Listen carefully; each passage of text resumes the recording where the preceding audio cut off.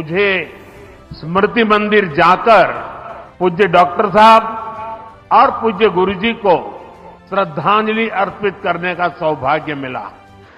राष्ट्रीय स्वयंसेवक संघকে ভারতের অমর সংস্কৃতির আধুনিক অক্ষয়বট বললেন প্রধানমন্ত্রী নরেন্দ্র মোদী। তিনি যখন এই কথা বলছেন মঞ্চে বসে মিটিমিটি হাসছেন আরএসএস এর সরসংঘ চালক মোহন ভাগবত।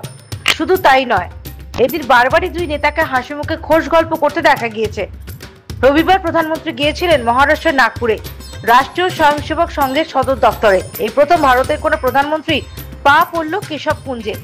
মাঝে বিশেষ করে 2024 লোকসভা নির্বাচনের আশেপাশের সময় রাজনৈতিক মহলে গুঞ্জন ছিল ফাটল ধরেছে আরএসএস বিজেপি সম্পর্কে। এদিনের অনুষ্ঠানের ছবি অবশ্য অন্য কথাই বলছে। এদিন মাধব নেত্রালয়ের এক নতুন ভবনে ভিত্তিপ্রস্তর স্থাপন করেন প্রধানমন্ত্রী। তারপর বক্তৃতার প্রধানমন্ত্রী বলেন, আজ এটি আরএসএস ভারতীয় সংস্কৃতি এবং জাতীয় চেতনাকে ক্রমাগত উজ্জীবিত করে চলেছে। একজন স্বেচ্ছাসেবকের কাছে সেবাই জীবন। আমরা দেব থেকে দেশ, রাম থেকে জাতি এই মন্ত্র নিয়ে এগিয়ে চলেছি। আজ আমরা দেখতে পাচ্ছি 100 বছর আগে যে জাতীয় চেতনার বীজ বপন করা হয়েছিল তা আজ একটি বিরাট বটবৃক্ষের মতো দাঁড়িয়ে আছে। নীতি ও আদর্শ এই বটবৃক্ষকে উচ্চতা দিয়েছে আর লক্ষ লক্ষ স্বেচ্ছাসেবক এর শাখা হিসেবে কাজ করছেন। নাগপুরে আরএসএস এর স্মৃতি মন্দিরে আরএসএস প্রতিষ্ঠাতা কেশব বলিরাম হেডগেওয়ারের প্রতি শ্রদ্ধা নিবেদন করেন প্রধানমন্ত্রী নরেন্দ্র মোদী। ভিজিটার্স বুকেও স্বাক্ষর করেন। আরএসএস এর দ্বিতীয় সরসংঘ চালক এমএস গোলওয়ালকরের প্রতি পুষ্পস্তবক অর্পণ করেন। পুরো সময় তার সঙ্গে ছিলেন আরএসএস এর প্রধান মোহন ভাগবত, মহারাষ্ট্রের মুখ্যমন্ত্রী দেবেন্দ্র ফডনবিস, কেন্দ্রীয় মন্ত্রী নীতিন গডকরি, জুনা আখড়ার আচার্য মহামন্ডলেশ্বর স্বামী অবধেশানন্দ গিরি মহারাজ এবং স্বামী গোবিন্দ দেব গিরি মহারাজ।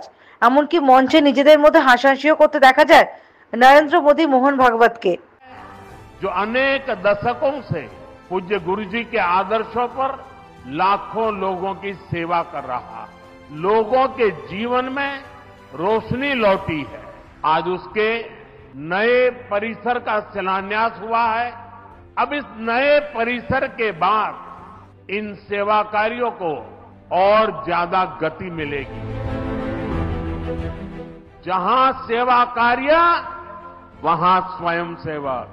हमारे तो हृदय में बसा है, सेवा है यज्ञकुंड समीता सम हम चले।